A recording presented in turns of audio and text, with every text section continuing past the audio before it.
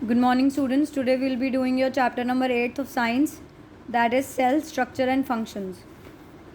तो बेसिकली हम अपनी बॉडी की सबसे स्मॉलेस्ट यूनिट की बात करने वाले हैं इस चैप्टर में, that is cell. Okay, so let's study.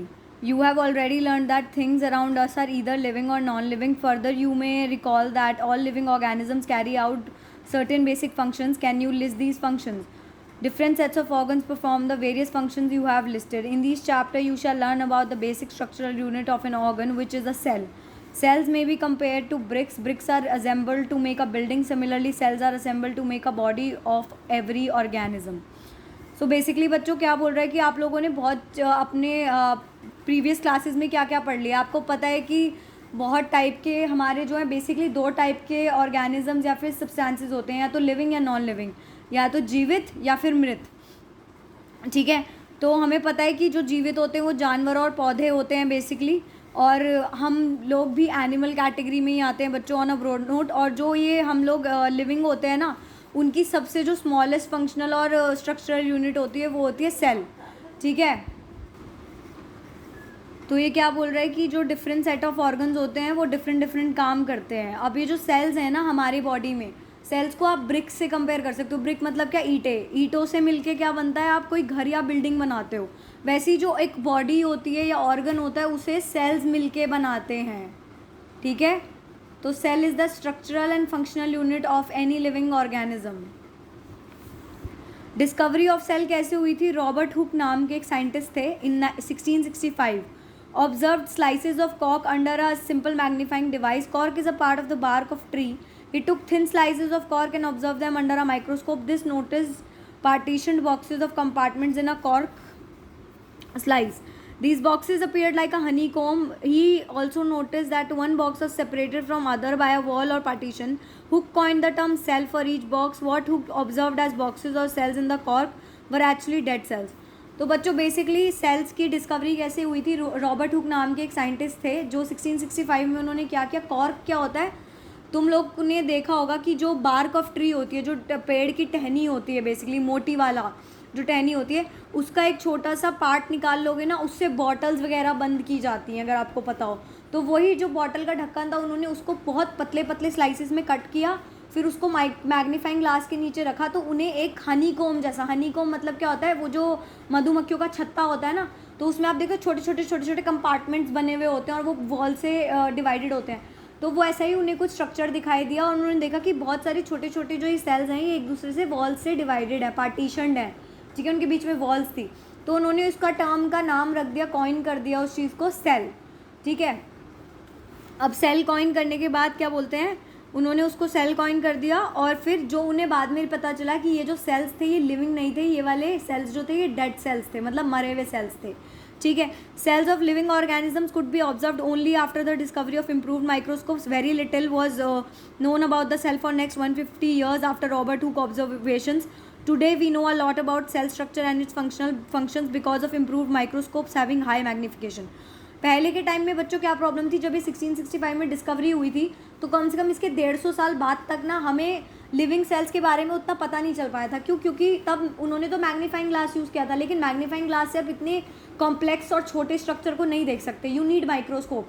आपको बहुत हाई पावर्ड माइक्रोस्कोप्स की ज़रूरत होती है जो उसके 150 साल तक भी नहीं बने थे. लेकिन आज की डेट में हमें सेल्स के बारे में बहुत अच्छे से नॉलेज भी है और हमें पता भी है उसके फंक्शंस के बारे में, उसके स्ट्रक्चर के बारे में, क्या कॉम्पोजिशन होती है.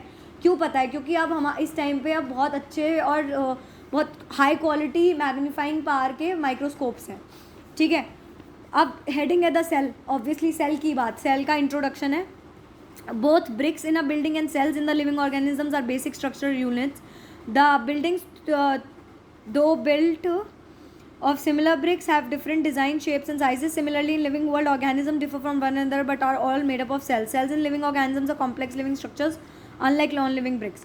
तो बेसिकली इसने ना क्या किया, इसने ब्रिक्स को और सेल्स को कंपेयर किया है, ईंटों को और सेल्स को कंपेयर किया है कि ब्रिक्स से भी जो है बिल्डिंग्स वगैरह बनाई जाती हैं, वो बहुत बेसिक स्ट्रक्चर होता है, देखते हो आप. ठीक है, वैसे ही सेल जो है वो basic structural unit of any body और ऑर्गेनिज्म है, जो मैं इतने टाइम से 3 बार बोल चुकी हूँ. And it's a very important definition that cell is a basic structural and function unit of any living organism. ठीक है, तो स्ट्रक्चरल यूनिट हो गई, फंक्शनल यूनिट हो गई, और ब्रिक्स भी हैं, डिफरेंट शेप एंड साइज़ की यूज़ कर सकते हो। वैसे ही जो है सेल्स भी डिफरेंट शेप एंड साइज़ के होते हैं। और लेकिन कुछ भी हो, कोई भी लिविंग ऑर्गेनिज्म हो, वो अल्टीमेटली बेसिकली एक सेल से ही मिलके बना हुआ होता है। ठीक है, बहुत सारी सेल्स मिलके ही एक बॉडी को बनाते हैं, चाहे वो कोई सा भी लिविंग ऑर्गेनिज्म क्यों ना हो। ठीक है, अब देखो ये ब्रिक्स की, ये देखो उसने वो दे रखी है और ये सेल्स की दे रखी है। ये सेल्स के बीच में जो गोले देख रहे हो ना तुम्हें, छोटे छोटे से सर्कुलर पोर्शन जो है, ये न्यूक्लियस है। ये इसके बारे में हम अभी पढ़ेंगे। The egg of a hen represents a single cell and is big enough to be seen by unaided eye. जो एक मुर्गी का अंडा होता है बेसिकली, एग ऑफ हैन, वो जो है ना एक बच्चों सब उसे बोलते हैं कि वो बहुत वो it is also an cell, properly एक सेल होता है, क्योंकि उसका जो हम देखते हैं योक होता है वो न्यूक्लियस होता है और बाकी सारा पोर्शन उसका साइटोप्लाज्म होता है। तो इस हिसाब से सबसे बड़ा सेल जो आप अपनी नॉर्मल आइज़ के साथ देख सकते हो बिना मैग्नीफाइंग ग्लास या माइक्रोस्कोप के, वो होता है ऑस्ट्रिच का अंडा, क्योंकि ऑस्ट्रिच का अंडा सबसे बड़ा होता है। ठीक है, तो वो बिगेस्ट लिविंग सेल है as seen by eyes without help of magnifying glass और माइक्रोस्कोप। ठीक है, organism show variety in cell number, shape and size. How do scientist observe the study of living cells? They use microscopes which magnify object. Stains are used to color parts of the cell that study detailed structure. There are millions of living organisms. They are different type of shapes and sizes. Their organs are also vary in shape and size and numbers of cells. तो basically बोल रहा है कि scientist जो है वो different organisms और sales और टिश्यूज़ वगैरह को चेक करते रहते हैं with the help of microscopes only, because unaided eyes से आप जनरली नहीं देख सकते, except for it's an egg एक एक्सेप्शन है। ठीक है, तो हमें पता लगता है कि डिफरेंट शेप के डिफरेंट साइज़ के सेल्स हैं हमारे पास, उनके डिफरेंट ऑर्गन्स हैं छोटे छोटे, वो भी डिफरेंट हो सकते हैं, उनके डिफरेंट कलर हो सकते हैं, कॉम्पोजिशन हो सकता है। ठीक है, सेल का नंबर कितना है किस चीज़ में, ये भी वेरी कर सकता है। नंबर ऑफ सेल्स की बात करें तो can you guess the number of cells in a tall tree और in a huge animal like elephant? The number runs into billions and trillions. Human body has trillions of cells which vary in shape and size. Different group of cells perform a variety of functions. A billion is a thousand, a trillion is a thousand billion. तो बच्चों basically पता है क्या बात है, basically क्या हो रहा है कि वो बोल रहा है हमसे कि जो आप क्या मतलब एक बड़े से हाथी या एक बड़े से पेड़ के अंदर कितने सेल्स है पता लगा सकते हो? नहीं पता लगा सकते। क्यों? क्योंकि उसमें ट्रिलियंस या बिलियंस ऑफ सेल्स प्रेजेंट है जिन्हें आप काउंट नहीं कर सकते। Same goes with the human body, जिसमें हमारे शरीर में भी कम से कम ट्रिलियंस और बिलियंस सेल्स हैं, वो भी डिफरेंट शेप के, डिफरेंट साइज़ के, डिफरेंट वैरायटी के। और बच्चों different group of cells perform variety of functions. अगर ये एक ग्रुप ऑफ सेल है तो ये एक टाइप का फंक्शन परफॉर्म कर रहा है, वो दूसरे ग्रुप ऑफ सेल्स है तो वो कोई और फंक्शन परफॉर्म कर रहा है, इसलिए different variety of cells perform different type of functions. ठीक है, organisms made of more than one cell is known as multicellular, maybe cellular organism. The number of cells being less in smaller organism does not in any way affect the functioning. ठीक है,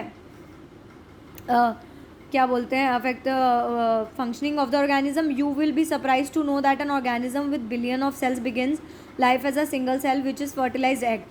The fertilized egg cell multiplies and the number of cells increase as development proceeds. तो वो क्या कह रहा है कि generally जो एक से ज़्यादा वाले सेल्स वाले ऑर्गेनिजम्स होते हैं आप उन्हें मल्टी सेल्यूलर ऑर्गेनिजम्स बोलते हो, और जो एक वाले होते हैं उन्हें यूनिसेल्यूलर बोलते हो, जो आप इसने नहीं दिया हुआ बट मैं बता रही हूँ।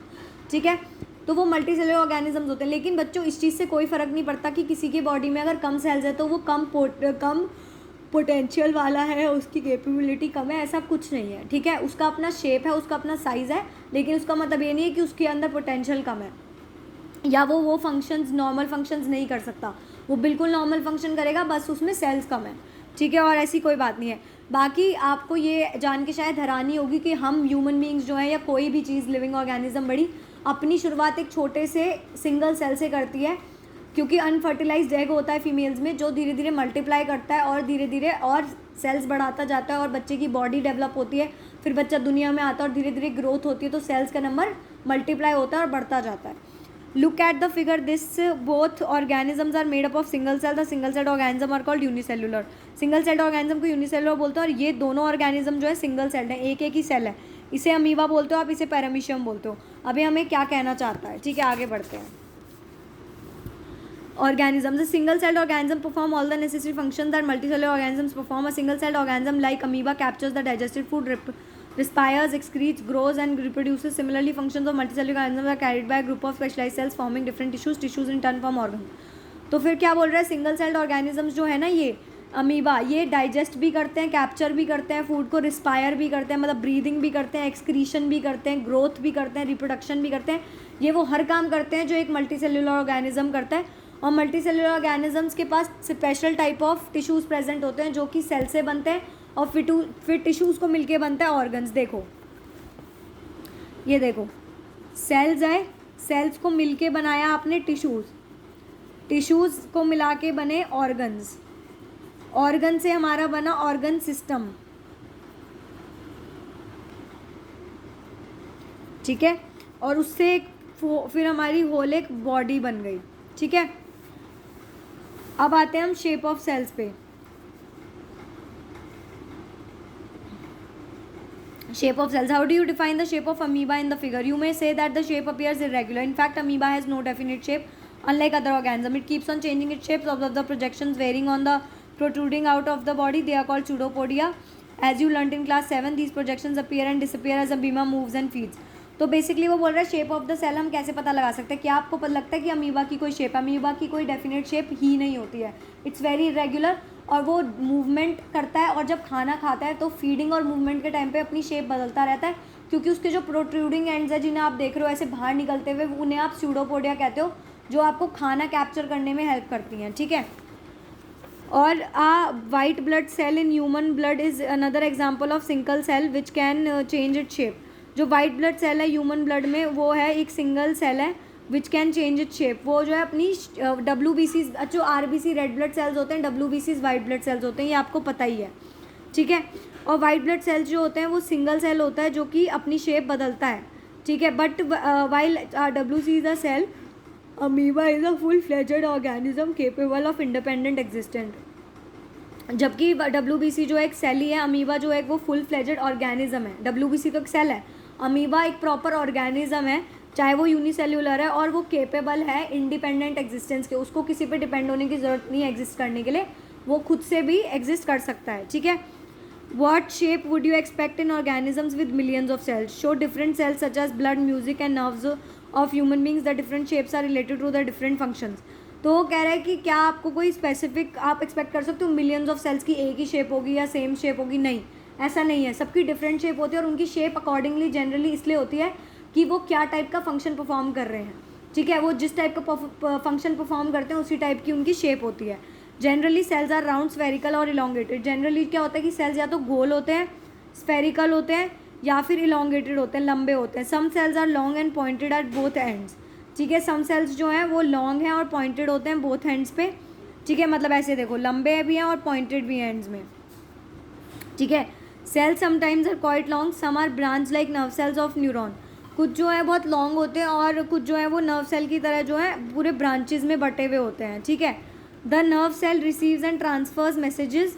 नर्व सेल जो है वो रिसीव भी करता है और ट्रांसफ़र भी करता है मैसेजेस को, thereby helping to control and coordinate. Nerve cell जो होता है ना बच्चों ऐसा होता है, ये ध्यान से याद रखना, ये RBCs हैं आपकी और ये आपके जो है स्पिंडल मसल्स में सेल्स होते हैं, ये आपके न्यूरॉन्स है जो आपके ब्रेन में प्रेजेंट होते हैं, ठीक है। ये इसकी शेप याद रखना, ये जनरली बहुत इंपॉर्टेंट होती है।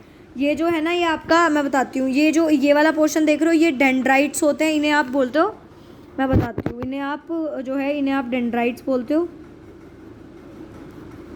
ये आपका न्यूक्लियस होता है सेंटर वाला, ये आपका पूरा जो पोर्शन है ना ये वाला, ये एक्सॉन होता है, ठीक है, एक्सॉन होता है।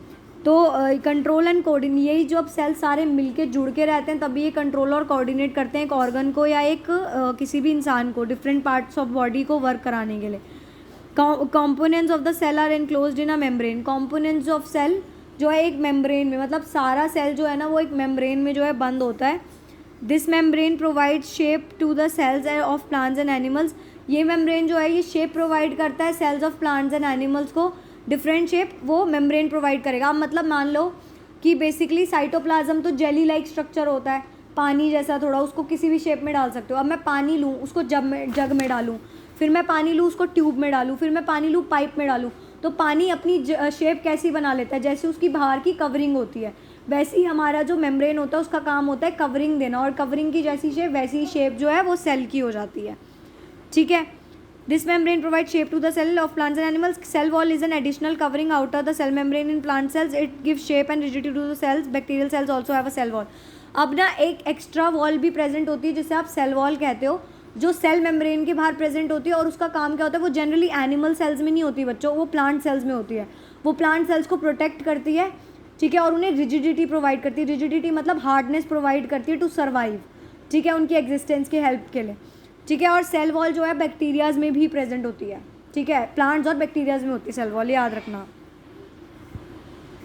साइज ऑफ सेल्स की बात करें बच्चों, the size of cells in living organisms may be as small as millionth of a metre, micrometer, or maybe as large as few centimeters. However, most of the cells of microscope in size are not visible to unaided eye. They need to be enlarged or magnified by a microscope. The smallest cell is 0.2 to 0.5 micrometer in bacteria.